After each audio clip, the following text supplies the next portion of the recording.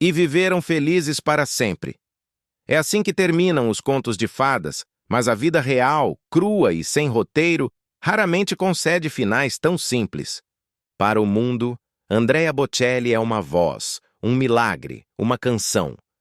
Mas por trás da cortina de veludo e dos aplausos estrondosos, existe uma história marcada pela dor, pelo medo e por uma resistência feroz que as câmeras nunca mostraram.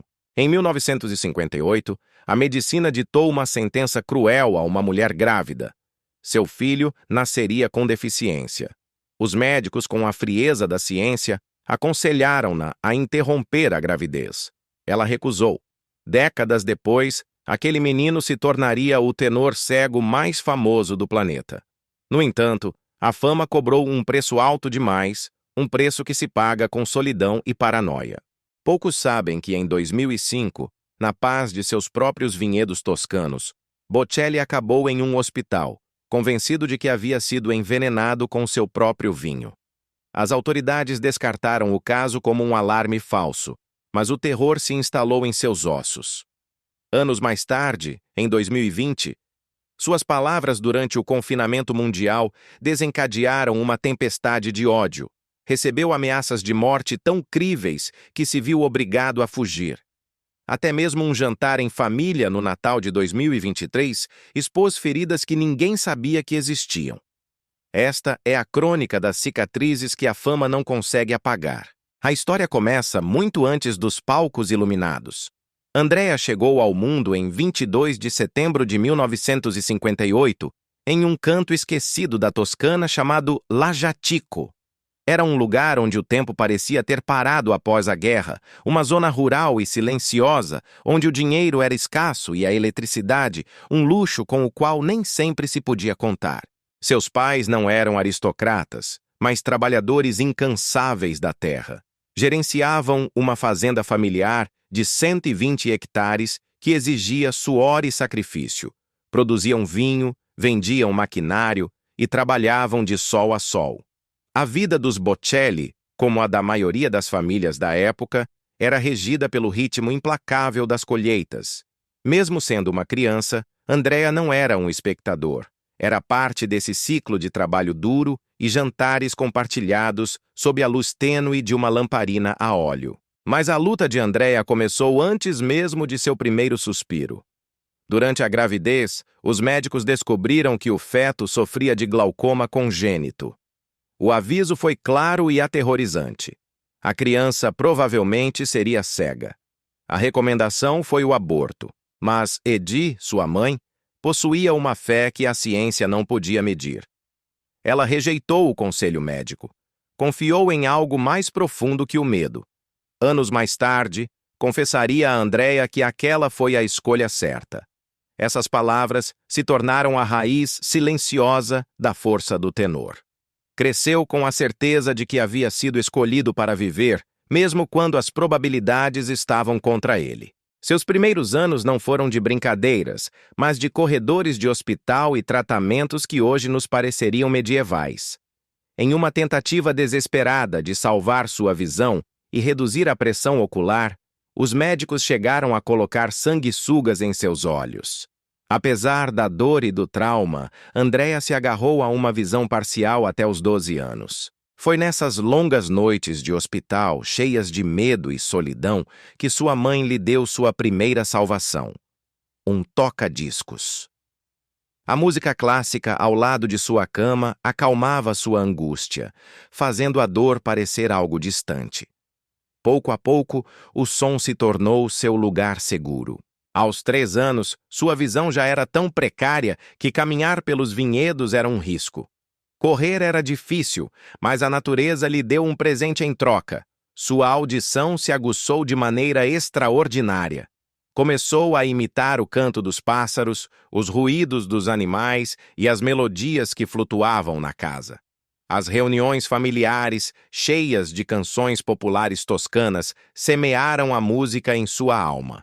Quando seus olhos falhavam para entender o mundo exterior, sua mente preenchia os vazios com imaginação. Contava histórias a si mesmo, criando universos onde a escuridão não existia. Junto com seu irmão mais novo, Alberto, cresceu cercado de oliveiras e videiras. Comiam em mesas de madeira rústica, entre risadas e brincadeiras. Frequentemente, o pequeno Andrea subia em um banco e cantava como se estivesse diante de uma multidão. Aos 6 anos, em 1964, suas mãos tocaram pela primeira vez um piano. Sem poder ver as partituras, aprendeu através do tato. Seus dedos memorizavam as teclas, seus ouvidos, os padrões. Aos 8 anos, já somava a flauta e o saxofone ao seu repertório. Mas o mundo exterior nem sempre foi gentil. Na escola, sua diferença o tornou alvo de piadas. Alguns colegas riam de seus olhos, de sua forma de se mover. Apesar da crueldade infantil, ele seguiu em frente. Em 1972, com apenas 14 anos, ganhou sua primeira competição de canto com o Sole Mio. Foi uma revelação. A música não apenas o curava, mas tinha o poder de elevá-lo acima da mediocridade daqueles que o julgavam. No entanto, o destino lhe reservava uma última prova brutal. Em 1970, durante uma partida de futebol, o acaso interveio da forma mais cruel. Uma bola atingiu seu rosto com uma força devastadora, provocando uma hemorragia cerebral imediata. Os médicos tentaram tudo de novo, mas desta vez não houve milagre. A pouca luz que lhe restava se extinguiu. Aos 12 anos, a escuridão chegou de súbito e para sempre. Andrea ficou completamente cego. A dor foi inimaginável. Teve que reaprender a viver. Aprendeu a ler música em braille, tateando cada nota como se fosse um mapa do tesouro. Cada passo doía, mas a música brilhava agora com mais intensidade do que nunca. Era a única coisa que parecia completa em sua vida quebrada. A escola se tornou um inferno. O bullying aumentou. Riam. Sussurravam pelas suas costas. Mas à noite, quando a casa dormia, Andrea se sentava ao piano da família. Ali, em segredo, compunha melodias simples. Essas horas eram seu refúgio sagrado. Transformou a dor em som, a raiva em notas musicais. O que começou como uma mera sobrevivência transformou-se lentamente em um propósito divino. Na década de 1970, enquanto frequentava o ensino médio perto de Pisa, ditava seus ensaios e usava livros didáticos em braille. Apaixonou-se pela literatura, encontrando consolo nas palavras de outros. Às vezes, a tristeza era pesada demais e ele matava a aula apenas para vagar pelas colinas da Toscana, memorizando poesia enquanto lutava corpo a corpo contra a depressão, buscando uma razão para continuar cantando em um mundo que havia se tornado negro. Enquanto o mundo dormia, Andrea Bocelli aprendia a despertar corações na penumbra de bares cheios de fumaça. Em 1980, decidido a não ser um fardo para ninguém, Andrea se matriculou na Universidade de Pisa para estudar direito. Mas sua vida não era a de um estudante comum. Era uma existência partida em duas. De dia, viajava de trem, memorizando códigos penais e leis complexas, financiando seus estudos dando aulas particulares a outros estudantes cegos. Trabalhava mais duro que ninguém, não para provar algo ao mundo, mas para provar a si mesmo que podia sobreviver. No entanto, quando a noite caía, o estudante de direito desaparecia e surgia o cantor. No início dos anos 80, Andrea ganhava a vida em piano-bares decadentes. Eram lugares ásperos, saturados de fumaça de cigarro e barulho de copos, onde as gorjetas eram miseráveis e a atenção do público escassa. Ali, entre versões de My Way, de Frank Sinatra, aprendeu algo que nenhuma universidade podia ensinar: como sentir um ambiente. Aprendeu a capturar a alma de uma audiência que não podia ver, usando apenas sua voz como laço. Foi em um desses locais noturnos, em 1987, que o destino interveio com suavidade. Conheceu Enrica Cenzati. Ela tinha 17 anos. Ele era mais velho. As pessoas murmuravam, mas Enrica não ouvia as fofocas. Ouvia a voz dele. Tornou-se algo mais que uma companheira. Foi seus olhos em um mundo de sombras. Ela lia para ele as letras das canções, descrevia as cores do entardecer e os rostos das pessoas. Casaram-se em junho de 1992.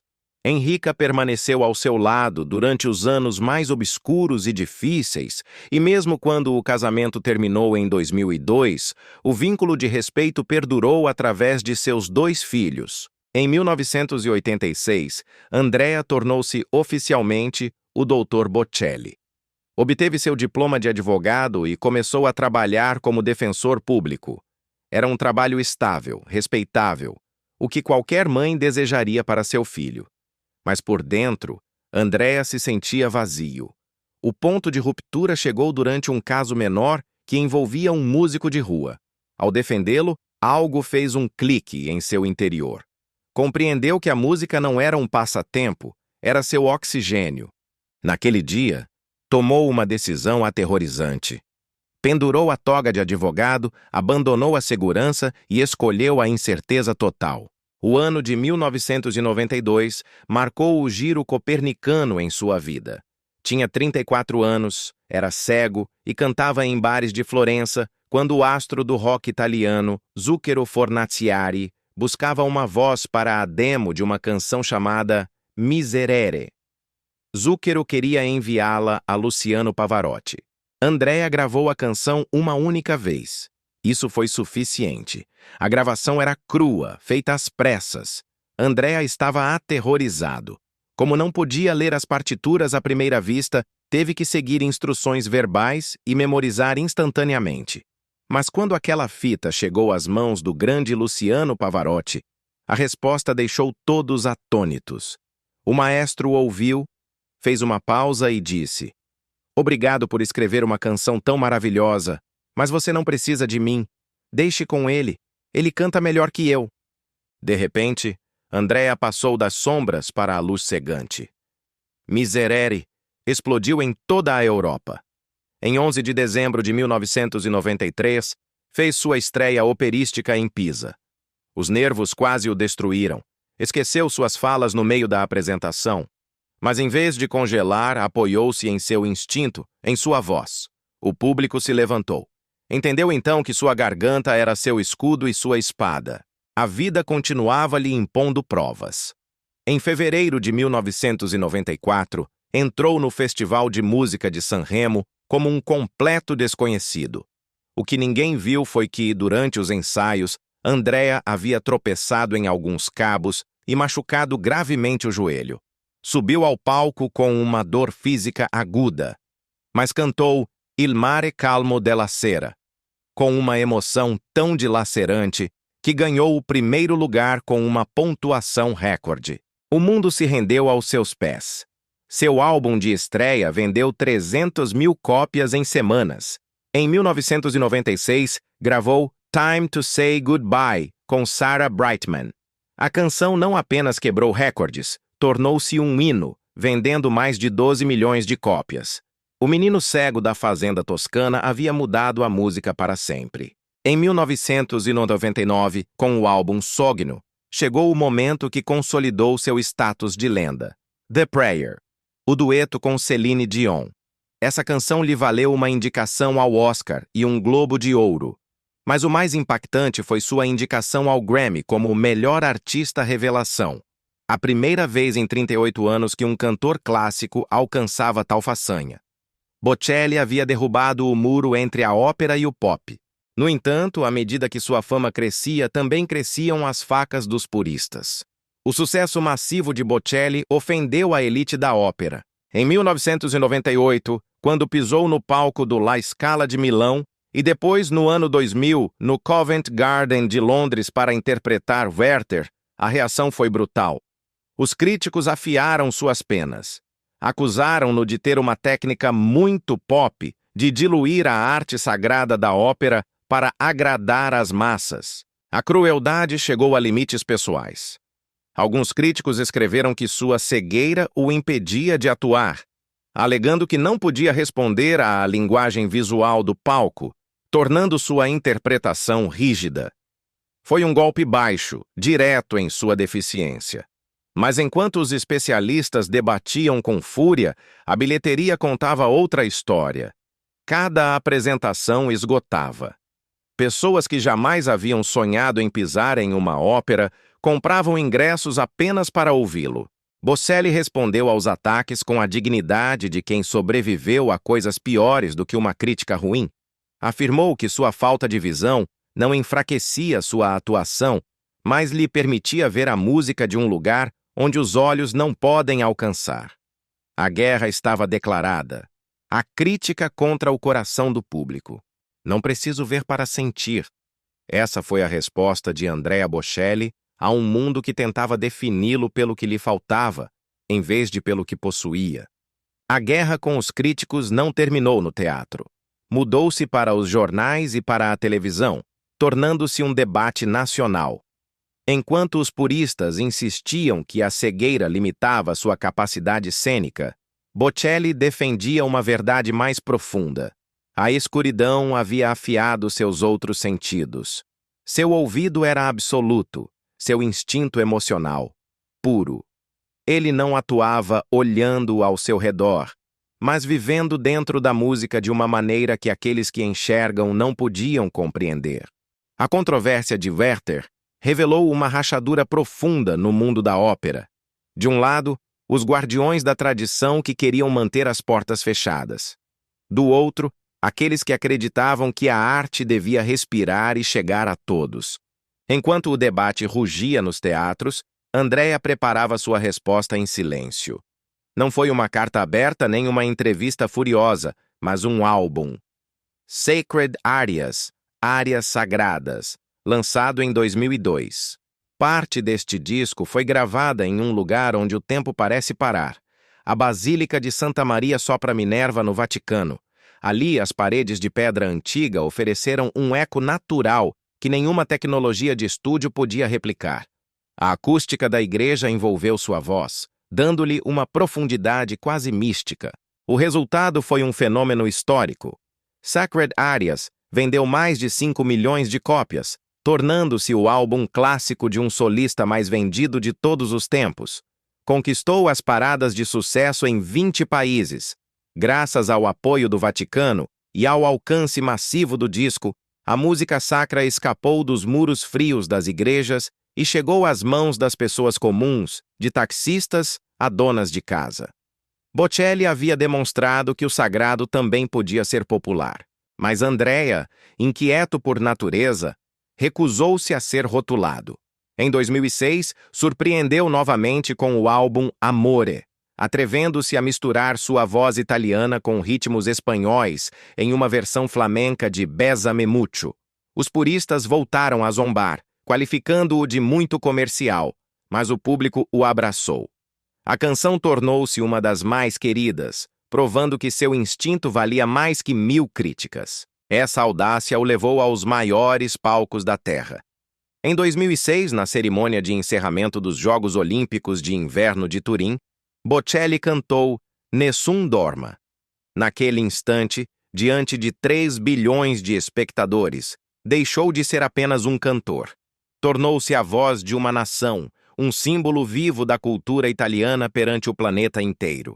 No entanto, por trás da magia desses momentos públicos, existia uma realidade privada espartana e severa. Os fãs, apaixonados pelo romance caloroso de suas canções, se surpreenderiam ao conhecer a frieza de sua rotina. Bocelli vive sob uma regra estrita. Um cantor de ópera deve cuidar de sua voz como um atleta olímpico cuida de seu corpo. Antes de uma grande apresentação, sua vida se reduz ao mínimo. Não há álcool, come muito pouco, descansa obsessivamente. Chegou a falar abertamente sobre a abstinência sexual antes de datas importantes, acreditando firmemente que cada gota de energia vital deve ser guardada para a expressão artística. Você não pode se exceder em nada se quiser cantar no nível mais alto, explicou. Essa disciplina de ferro mantida durante décadas é o segredo de por que sua voz não envelheceu. Seu alcance global continuou se expandindo até romper fronteiras. Em julho de 2010, durante a Copa do Mundo da FIFA na África do Sul, 100.000 pessoas lotaram o Coca-Cola Dome em Joanesburgo. Quando cantou Time to Say Goodbye, partes da multidão caíram no choro. Mais uma vez, demonstrou que a música clássica podia dominar em estádios reservados para estrelas do rock. Mas talvez sua atuação mais comovente e solitária tenha ocorrido 10 anos depois, em um mundo aterrorizado. Na Páscoa de 2020, com a Itália paralisada pelo confinamento da Covid-19, Bocelli entrou em uma catedral de Milão completamente vazia. O concerto, chamado Música para a Esperança, foi uma imagem que definiu uma era. Um homem cego cantando para o nada, enquanto milhões o assistiam do confinamento de seus lares. O evento arrecadou 4 milhões de euros para os hospitais, mas também trouxe amargura. Enquanto muitos lhe agradeciam pelo consolo, outros o criticaram, dizendo que o espetáculo estava fora de lugar enquanto a contagem de mortes aumentava. Bocelli confessou mais tarde ter se sentido humilhado e ofendido por algumas reações, mais uma prova do quão difícil é equilibrar a arte, o luto e a opinião pública. Enquanto o mundo julgava sua vida pública, seu mundo privado atravessava suas próprias tempestades silenciosas. Voltando no tempo, sua vida familiar foi cimentada sobre desafios. Casou-se com Enrica Cenzati em 1990, após 3 anos de namoro. Mas a chegada de seus filhos não foi simples. Em 1995, o nascimento de seu primeiro filho, Amos, foi dramático. Uma cesariana de emergência após graves complicações.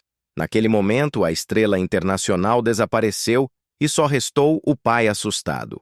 Bocelli cancelou concertos sem hesitar para estar ao lado de sua esposa, enfrentando pela primeira vez a brutal colisão entre sua carreira devoradora e seu dever familiar.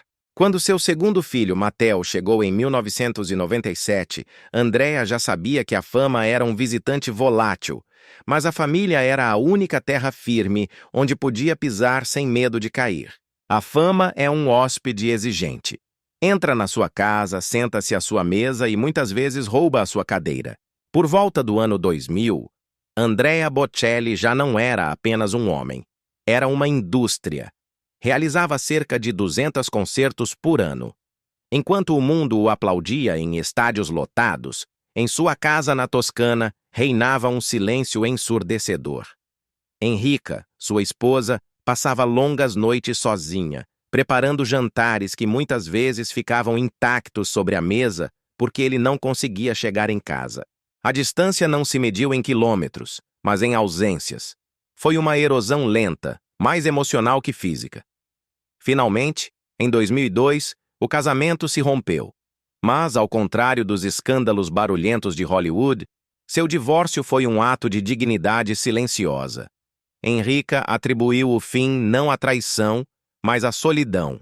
Apesar da ruptura, o respeito permaneceu intacto.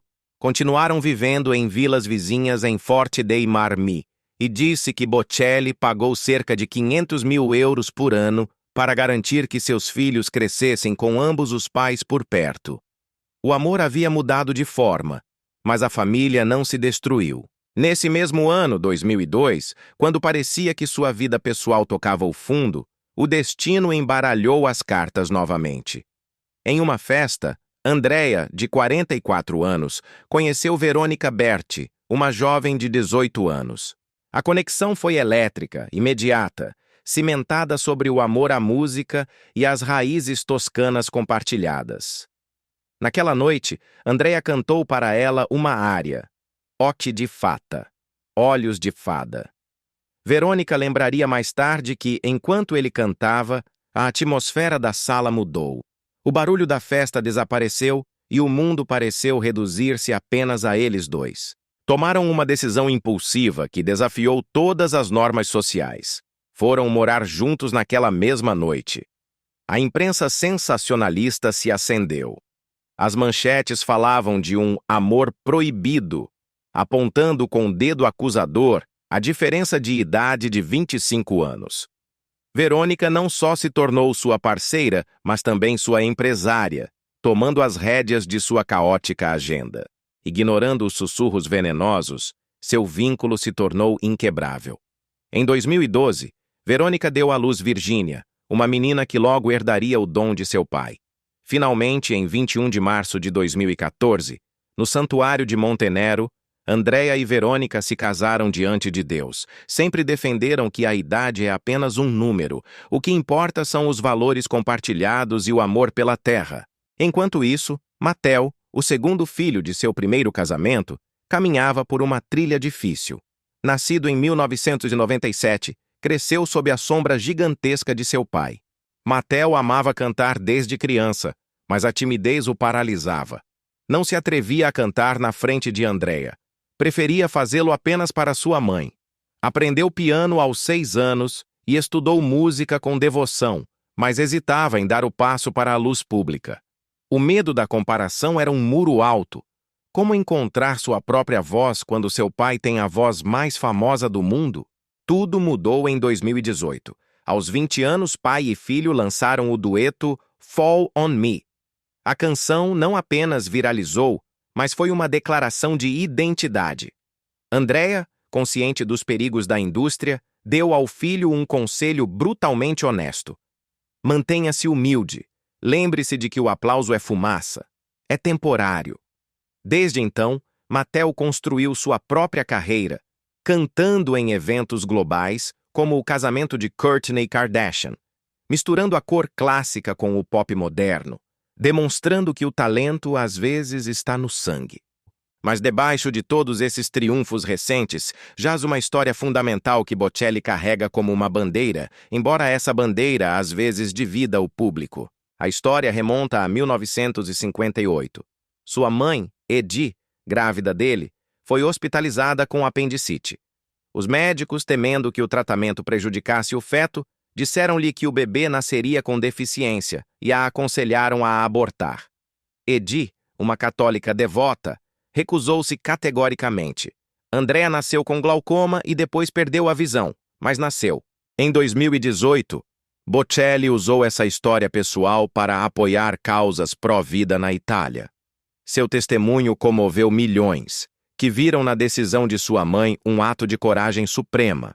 No entanto, o gesto também desencadeou a ira de grupos feministas e ativistas, que o criticaram por usar uma anedota pessoal para simplificar um tema complexo como o direito ao aborto e os direitos das mulheres. Para Bocelli, no entanto, não é política, é identidade. É a razão pela qual ele respira. A fragilidade de seu corpo foi posta à prova muitas vezes. Em julho de 2010, sua paixão por cavalos quase lhe custou caro. Dias antes de um concerto importante, foi arremessado de sua montaria na Toscana, sofrendo fraturas nas costelas. Qualquer outro teria cancelado.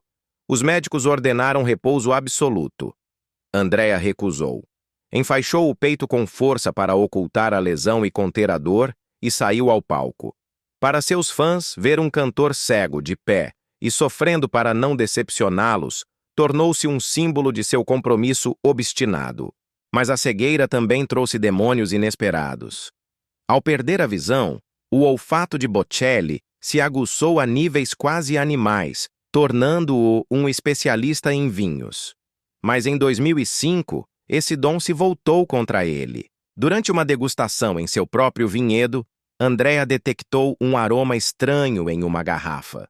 Sua mente, talvez alimentada pelo estresse e pela desconfiança que a fama gera, imaginou o pior. Terminou no hospital, convencido de que havia sido envenenado por rivais invejosos de seu sucesso na indústria do vinho. Embora as autoridades tenham concluído que foi um alarme falso, uma brincadeira macabra ou um erro, o incidente revelou uma verdade sombria. A fama te dá muito, mas te tira a paz. Faz você suspeitar da sua própria sombra. E assim, entre o amor encontrado, a dor física e os medos irracionais, Andréia chegou ao ano de 2020, sem saber que a maior tempestade ainda estava por vir. A admiração das massas é um mar caprichoso. Pode te elevar como uma onda ou te afogar sem aviso prévio.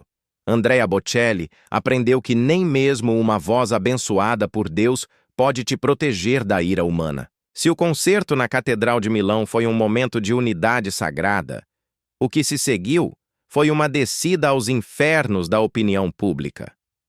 Pouco depois daquele gesto de esperança, Bocelli cometeu o pecado de falar. Expressou publicamente sua frustração sobre os confinamentos na Itália, defendendo a liberdade pessoal e sugerindo que as regras eram demasiado opressivas. Suas palavras foram interpretadas não como uma opinião, mas como um chamado à desobediência sanitária. A reação foi feroz, imediata e impiedosa. As redes sociais, que dias antes o louvavam, encheram-se de veneno. Acusaram-no de colocar vidas em perigo. A indignação escalou até se transformar em ameaças de morte tão críveis que o tenor teve que fugir temporariamente para seu refúgio nos Estados Unidos por segurança. Foi uma lição brutal sobre o quão difícil é para um artista navegar nas águas da política e da saúde em tempos de crise. A linha entre ser um herói e um vilão é tão fina quanto uma corda de violino. Enquanto o mundo exterior gritava, dentro da vila familiar na Toscana, travava-se uma guerra fria e silenciosa. A fama de Andrea projetava uma sombra muito longa. Amos, o filho mais velho, começou a se afastar da música. Ver seu irmão mais novo, Matteo, ascender rapidamente como uma estrela do pop, despertou nele sentimentos complexos de rivalidade e distância. Amos escolheu o caminho dos negócios, um mundo sem microfones nem aplausos, criando uma rachadura invisível no coração da família. Falavam-se, sim, mas o essencial ficava por dizer. A redenção chegou, como costuma acontecer na Itália, ao redor de uma mesa.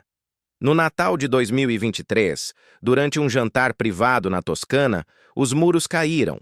Os dois irmãos falaram com uma honestidade brutal sobre a pressão, as expectativas e suas vidas separadas. Aquela noite foi um ponto de virada. Andrea, comovido, compartilhou depois mensagens sobre a unidade familiar, lembrando ao mundo que, mesmo nos palácios de ouro, o ciúme e o orgulho devem ser vencidos pelo amor. No ano de 2025, a vida de Bocelli já não cabia em uma canção, precisava de um filme. Em setembro, o Festival Internacional de Cinema de Toronto estreou o documentário Andrea Bocelli, Because I Believe, Porque Eu Acredito. Não foi uma simples biografia. O público viu imagens nunca antes reveladas, incluindo a tragédia do acidente de futebol aos 12 anos que lhe roubou a visão para sempre. O filme arrecadou 5 milhões de dólares em seu primeiro fim de semana, tornando-se o documentário musical de maior bilheteria do ano. Coincidindo com seu 3º aniversário de carreira, o filme foi tanto uma celebração quanto um acerto de contas com a dor do passado. Os críticos elogiaram sua honestidade emocional. Não mostrava apenas a glória, mas o custo terrível de alcançá-la. Mas o destino tinha guardado um último louro profissional. Em 25 de fevereiro de 2025, nos prêmios Grammy em Los Angeles, aconteceu o impensável. Aos 67 anos, Andrea ganhou o prêmio de Melhor Performance Solo de Ópera. Ganhou contra titãs como Plácido Domingo e Joyce Di Donato. Foi sua primeira vitória solo nessa categoria específica, uma validação tardia, mas doce, contra aqueles críticos que anos atrás o haviam desprezado.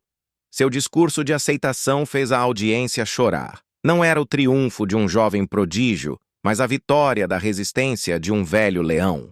Sua relevância cultural seguia intacta.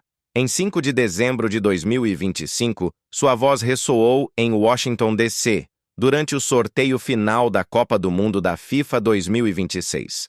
Ao lado de Robbie Williams, diante de 1 bilhão de espectadores globais, cantou Nessun Dorma.